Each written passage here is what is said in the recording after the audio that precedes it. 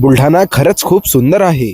शिव उद्यान आणि ओलांडेश्वर महादेवाचे दर्शन झाल्यानंतर संध्याकाळच्या वेळी आम्ही येऊन पोहोचतो विवेकानंद स्मारकाच्या ठिकाणी. इथे येताच दिसतो तो सुंदर असा तलाव, समोर सनसेट आणि आजूबाजूला नुसतं पक्ष्यांचा आवाज. खरंच मन शांत होऊन जाईल असा हा अनुभव.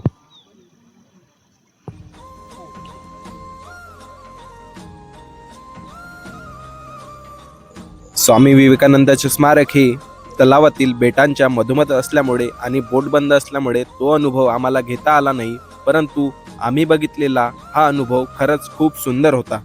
दिवसभर फिरून झाल्यानंतर आम्ही आलो मेहकरला. इथे आम्हाला भेटतो आमचा गोपाल दादा. त्यानंतर अभिदादा आम्हाला घेऊन जातो त्याच्या गावाला, त्याच्या घरी. अभिदादाच्या घरी कोणी नसल्यामुळे सोबत आम्ही आणला होता टिफिन.